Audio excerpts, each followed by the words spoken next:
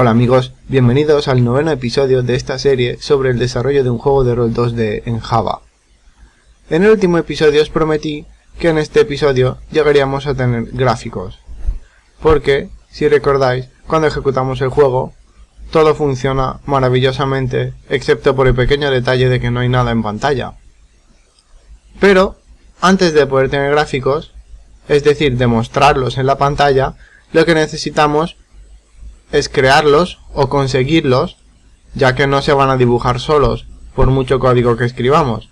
Así que en este episodio os voy a enseñar a resolver este aspecto. En primer lugar, sabéis que vamos a cerrar Eclipse. En este episodio no vamos a escribir ni una sola línea de código. Así que, bien, vuestra primera opción, supongo, para conseguir las imágenes necesarias para el juego, será ir a Google. Y cuidado con esto, chicos. Como ya sabéis, las imágenes son propiedad intelectual y tienen derechos de autor, lo que significa que no deberíais ir cogiendo cualquier imagen que os dé la gana, así como así. Evidentemente, si estáis haciendo un juego para usarlo vosotros mismos o con vuestros amigos, o por ejemplo estáis haciendo un proyecto en el colegio, técnicamente podéis usar la imagen que queráis, ya que no va a ser para un uso comercial y realmente posiblemente nadie va a darse cuenta.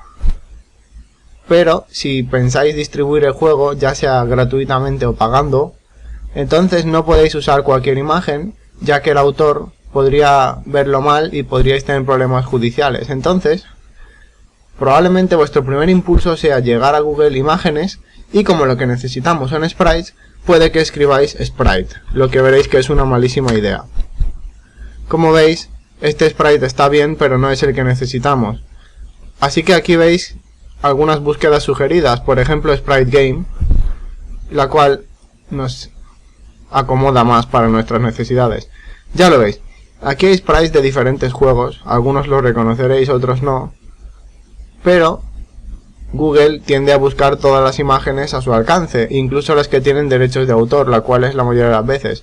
Entonces, si queréis usar Google, la mejor idea es que al menos en herramientas de búsqueda, derechos de uso, elijáis esto, etiquetadas para la utilización. Estas imágenes técnicamente las podríamos usar incluso en un juego en el cual podamos cobrar por el juego.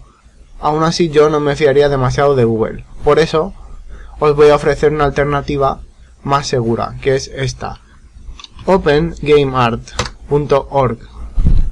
En esta web se reúnen recursos para juegos hechos de forma casi siempre altruista por artistas que normalmente sabrán dibujar bastante mejor que nosotros, ya que os lo adelanto, yo sé algo de diseño gráfico pero no sé nada de dibujar. Y aquí podremos usar imágenes de muchos tipos diferentes, 2D, 3D, de todo.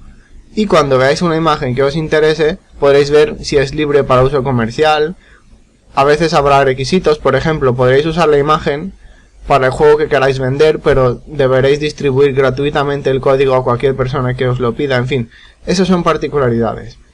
Pero, como nosotros estamos aprendiendo a hacer todo, yo no voy a optar por esta opción, pero ya os digo, si no tenéis ganas ni tiempo, o a lo mejor no tenéis la habilidad para dibujar o crear cosas, podéis buscar aquí lo que os sirva y montar vuestro juego usando estos recursos. Bien, nosotros lo que vamos a hacer, o al menos yo, es crear la hoja de sprites y los sprites a mano. Yo voy a utilizar Photoshop porque es el programa que mejor manejo y porque además lo tengo, pero vosotros podéis optar por cualquier otro programa. ¿Por qué lo digo? Porque Photoshop es el mejor programa de edición de imágenes del mundo, indiscutiblemente, pero no es gratuito. Antes costaba bastante dinero de golpe, ahora cuesta unos 20 o 30 dólares o euros al mes utilizarlo. Pero es normal que no queráis gastaros el dinero solo en eso si no lo vais a utilizar para nada más, así que hay otros programas igualmente interesantes y gratuitos. El más famoso es GIMP. Es un proyecto abierto gratuito, como os he dicho, que es muy parecido a Photoshop, tiene mucha potencia, muchas funciones y muchas cosas útiles que podréis utilizar para crear imágenes. El problema de GIMP es que no sé utilizarlo por lo cual no voy a hacer el tutorial utilizándolo, pero si vosotros sabéis, os puede servir igual de bien que el Photoshop, y si no sabéis utilizarlo, estoy seguro de que hay muchos vídeos en YouTube que os explican cómo hacerlo y muchos tutoriales cortos, ya que no vamos a utilizar funciones demasiado avanzadas para crear nuestras imágenes, así que tampoco puede ser muy difícil. El otro programa se llama Paint.net, y este es otro programa que, si habéis estado consultando series, veréis que muchos desarrolladores de juegos utilizan. También es gratuito y abierto. Y también tiene algunas funciones parecidas a GIMP y Photoshop, al menos en lo más básico. Luego, algunas de las cosas más avanzadas no se pueden hacer de la misma manera, pero, como os he dicho, para lo que nosotros lo vamos a utilizar nos servirá igual de bien. Entonces, también os dejaré los enlaces de estos dos programas y vamos al Photoshop. Entonces, esto, si os acordáis, es el ejemplo que os di de la hoja de sprites. Y de hecho, más que ejemplo, esto podría ser nuestra hoja de sprites, podríamos utilizarla, porque está preparada, pero os voy a enseñar cómo se hace. Creamos un nuevo archivo, y ahora llega una decisión un poco crítica, que no es irrevocable, la podremos cambiar, pero tendría algo de esfuerzo, así que mejor que os lo penséis, y es qué tamaño van a tener nuestros sprites. Yo ya he optado porque mis sprites tengan 32 por 32 píxeles de tamaño. Unos cuantos consejos. En primer lugar, elegid el tamaño siempre utilizando potencias de 2, como 8, 16, 32, 64, 128, 256, 512, 1024, etc. Ya lo entendéis. Porque al utilizar estos números, podremos lograr que luego nuestro juego funcione endiabladamente rápido, mientras que si utilizáis otros tamaños que no estén en estos números, tendremos algunos problemas de rendimiento bastante serios. Esto parece una tontería, que unos pocos números puedan hacer tanta diferencia, pero recordad que los ordenadores trabajan siempre en binario, en ceros y unos, lo cual maneja muy bien las potencias de 2. Y ahora mismo a lo mejor no sabéis de qué os hablo, pero ya os lo explicaré. Entonces, en mi caso, la idea es que en la hoja de sprites quepan 100 sprites, ya que 320 por 320 da lugar a 100 cuadrados de 32 por 32. Así que la voy a crear así mismo. Entonces tenemos una hoja en blanco. El fondo suele estar bloqueado por defecto, así que si hacemos doble clic y le damos a OK, lo desbloqueamos. Y entonces, ahora lo único que tenemos que hacer es dividirlo en cuadrados o en una rejilla. Con algunos programas esto se puede hacer automáticamente. De todas formas os voy a enseñar cómo hacerlo de la forma más tradicional, aunque no sea la más rápida. Elegimos esta herramienta, la elección, y como veis podemos hacer una elección libre. Pero esto no es útil porque no sabemos lo que estamos eligiendo. Entonces si pulsamos control D, deseleccionamos. Y aquí arriba en estilo, si elegimos un tamaño fijo, como veis aquí, podemos escribir el ancho y el alto. Si escribimos 32 por 32, entonces siempre que hagamos una elección va a ser de ese tamaño, lo cual es muy útil. Entonces vamos a hacer más zoom y a crear nuestro cuadrado. Y como veis, lo ajusto a la esquina para que no se nos quede ningún píxel fuera. Y entonces ya tenemos una elección de 32 por 32. Ahora la cuestión es simplemente crear los cuadrados en los cuales colocaremos las imágenes luego encima. Así que el color da lo mismo. Yo lo hice en negro y en rojo, pero si queréis, por ejemplo, podemos usar un azul cielo como este. Y para rellenarlo, si os fijáis en estos dos botones, cuando pulséis control más retroceso o alt más retroceso, rellenaréis con el color frontal o con el color trasero. Mirad. Si pulso control retroceso lo relleno de rojo, el color trasero, y si pulso alt más retroceso, del color frontal, el azul celeste. Bien, control D para deseleccionar, y ahora volvemos a seleccionar otro cuadrado, y volvemos a rellenarlo. Esta vez vamos a rellenarlo de otro color. Por ejemplo, voy a usar una especie de gris clarito, me gusta, y de acuerdo. Bien, ahora, si queréis, lo que podemos hacer para ir más rápido es fijar la anchura, por ejemplo. Podéis hacerlo a mano, claro, no hace falta que lo hagamos así, pero 64 por 32, si clicamos en la esquina, como veis elegimos ya automáticamente los dos cuadrados, 64 por 32. Entonces ahora si elegís esta herramienta, la herramienta mover, y os ponéis encima, veréis que sale una tijera, lo cual hará que cortéis la imagen. Esto no es lo que queremos. Control Z para deshacer, y ahora mantenemos Alt pulsado y como veis el cursor cambia a un cursor doble. Si lo hacemos, lo que hacemos es copiar la imagen, así que colocarla al lado sin dejar huecos en blanco, ajustarla bien, Control T, ¿de acuerdo? Entonces, si os dais cuenta, ahora solo podríamos ir copiando esto y ya está. Voy a quitarla, voy a dejarlo normal y vamos a elegirlo simplemente a mano. Eso sí, elegid bien, porque luego puede que se nos queden algunos píxeles fuera y nos tocaría deshacer los errores. Así que seguimos clonando y clonando las líneas. Ahí haced zoom siempre para aseguraros de que no se quedan chafados los píxeles debajo o no se queda un hueco blanco.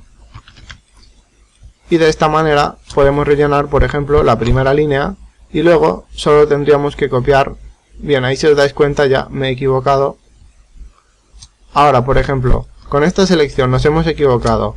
¿Hace falta empezar de nuevo? No. Como veis, aquí hay unos cuantos símbolos. Utilizaremos este, que es una resta, es decir, lo que elijamos se quitará. Entonces, si hago así y suelto, lo que sobraba, lo que se estaba cruzando en las dos zonas se ha quitado. Así que ahora volvemos a copiar esta fila y como veis, ya tenemos una fila entera de cuadrados azules y grises.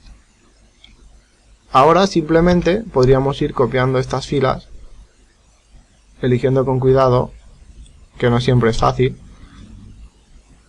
aunque la deberíamos, como habréis adivinado, desplazar, porque si no, no vamos a enterarnos dónde acaban los píxeles. Otra cosa, no es necesario que lo mováis con el ratón, podéis usar las flechas para mover un píxel cada vez de forma más fácil. Y ahora simplemente podremos seguir haciendo esto, eligiendo y desplazando. Y de esta manera es como he hecho la otra hoja que visteis en uno de los episodios anteriores, la que era roja y negra completamente. Entonces, esto es el proceso básico para crear nuestra hoja de sprites. No voy a hacerlo hasta el final porque ya veis, es bastante aburrido y no tiene ningún misterio. La cuestión es que cuando lo hagáis, por supuesto, que no se os olvide guardar. De acuerdo. Entonces, ya tenemos nuestra hoja de sprites. Y ahora lo que no tenemos son los sprites que formen los dibujos. Como os he dicho, podéis usarlos, podéis buscarlos, cuidado siempre con las licencias, en imágenes que sean gratuitas o libres para uso, ya sea comercial, no comercial, según lo que vosotros vayáis a hacer con vuestro juego. Pero nosotros vamos a crearlo. Y hoy os voy a enseñar a hacer una textura, os parecerá un poco fea, un poco básica, pero veréis cómo luego se integra bien en el entorno. Y no va a ser la típica textura del agua o de la hierba o algo así. Vamos a hacer una textura de asfalto. Os lo voy a enseñar primero a gran escala, por ejemplo 800 x 600. Para que veáis cómo queda y luego lo hacemos ya en la escala de nuestro sprite. Así que vamos a darle a estos dos botones para iniciar los colores a negro y blanco. Y vamos a rellenar nuestro lienzo de negro, ¿de acuerdo? Entonces, ¿qué hacemos con esto? Nos vamos a filtro, ruido, añadir ruido, y más o menos, si añadimos un 16%, si no recuerdo mal, en gaussiano, y en monocromático, importante, le damos a OK. Y como veis se queda una especie de fondo lleno de puntos de diferentes colores. El ruido simplemente consiste en añadir píxeles vecinos de colores variados, lo que hace que la imagen se quede así. Entonces, nos vamos a la capa y manteniendo Alt pulsado, arrastramos para crear una segunda capa copiada de esta. En esta lo que vamos a hacer es filtro, estilizar, bordes resplandecientes. Entonces, como veis, esto normalmente crearía unos efectos de neón bastante interesantes, pero como nuestra imagen está en blanco y negro, lo que vamos a ver son brillos y circulitos blancos. Entonces aquí podéis jugar con el tamaño de las cosas, hasta que encontréis uno que os guste. Realmente aquí no hay una configuración fija, simplemente utilizad algo que os parezca bonito y ya está. Yo lo voy a dejar así. Ok. Ahora, para que la magia funcione, tenemos que irnos al modo de fusión de la capa y colocarla en sobreexposición lineal, añadir. ¿De acuerdo? Y como veis, se queda algo bastante parecido a una textura de asfalto, lo cual puede ser de efectos diferentes según el color que empecemos, porque hemos empezado desde el negro, recordad, pero si empezáramos desde un color más grisáceo, tendríamos una especie de asfalto más gastado, este está como más nuevo. Luego además, si utilizamos los colores, cuando hemos hecho los bordes resplandecientes, podemos hacer que estos puntos blancos sean más oscuros, para que no esté tan brillante el asfalto. Pero claro, para que de verdad se note que esto es asfalto, vamos a hacer una nueva capa. Lo que nos falta evidentemente son los dibujos viales, así que vamos a hacer por ejemplo un rectángulo aquí y lo vamos a llenar de blanco. ¿De acuerdo? Y lo vamos a copiar un par de veces para que se entienda de qué va esto. Por ejemplo así. Solo es una demostración, da igual. No hace falta que hagáis esto. Entonces, esto queda muy falso porque el asfalto tiene una textura que lo blanco no tiene, las líneas, porque están muy limpias. Así que nos vamos al modo de fusión y elegimos diferencia. Y como veis, es como si la pintura estuviera incrustada en la textura del asfalto, lo cual, desde lejos no da un efecto nada malo. Incluso si lo queréis hacer un poco más realista, podemos crear por aquí, por ejemplo, las típicas líneas que marcan el borde de la carretera por los laterales. Lo estoy haciendo rápido y mal, pero es para que veáis lo que me refiero. Entonces, puede que no sea el asfalto más realista del mundo, pero tiene unas cuantas cosas buenas y bastante importantes. La primera es que lo hemos hecho sin saber nada de dibujar en absoluto, solo en una serie de pasos sencillos. Y la segunda es que para un juego como este puede quedar muy bien. Así que ahora que conocéis la técnica, vamos a hacer el sprite. Archivo nuevo, y como nuestros sprites van a ser de 32 por 32, pues simplemente escribimos 32 por 32. Y como veis es un cuadrado bastante pequeño, pero esa es la idea. Así que volvemos a repetir los pasos que os he enseñado antes. Esta capa, recordad, tiene que ir con el ruido. ¿De acuerdo? Y esta de arriba, bueno, no la tenía que haber copiado hasta tener ruido, claro que sí. Filtro, estilizar bordes resplandecientes. Dejamos esta selección, por ejemplo, aunque no se ve muy bien lo que hay ahí. Le damos a sobreexposición lineal. Y esto no se entiende bien qué es porque estamos muy cerca, pero si nos alejamos hasta más o menos el 100%, veréis que tenemos algo parecido. Lo interesante de este método de trabajo es que cada vez que lo hagamos el resultado va a ser diferente, porque la manera en que Photoshop aplica estos filtros es usando números aleatorios. Así que ahora, por ejemplo, nos ha quedado un asfalto en el cual aquí hay una mancha negra y aquí hay una mancha blanca, pero a la siguiente que lo hagamos puede que sea diferente, de hecho va a ser diferente. Y eso es lo interesante de Photoshop. En cualquier caso, también lo digo porque si no estáis contentos con el resultado, podéis repetir el proceso otra vez para ver si lográis algo que os guste un poco más. O por ejemplo, podéis jugar con los valores que os he enseñado en bordes resplandecientes, oscurecerlos o quitarles brillo para que no aparezcan estas manchas blancas tan incómodas, ¿de acuerdo? Pero para el ejemplo nos sirve, así que vamos a guardarlo por ahora en el escritorio. Si queréis le llamamos asfalto. Esto es un archivo PSD, es el archivo que utiliza Photoshop para manejar sus datos de forma más óptima, pero nosotros no querremos utilizar este tipo de archivo.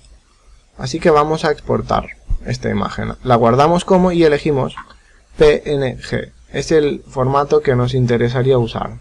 Lo guardamos. Y ahora nos vamos, lo abrimos de nuevo. Podéis hacerlo también copiando el archivo PSD. Yo simplemente voy a usar mi PNG. Cogemos esta herramienta, la de selección, la imagen la arrastramos hasta la pestaña que querramos usar y la soltamos. Si hemos hecho todo bien, el tamaño debería coincidir con nuestra hoja de sprites y como veis lo hace. Así que ahí está, nuestro primer sprite ya está colocado. Luego podemos tener muchas más. Mi idea es que el primer nivel sea una especie de cruce de carreteras en el desierto, en el cual haya también algunos edificios, algunos postes de madera, algunas vallas de pinchos y estas cosas. Entonces, esto es algo que iremos haciendo más adelante, pero ahora necesitamos al menos un sprite para poder enseñar algo en el juego.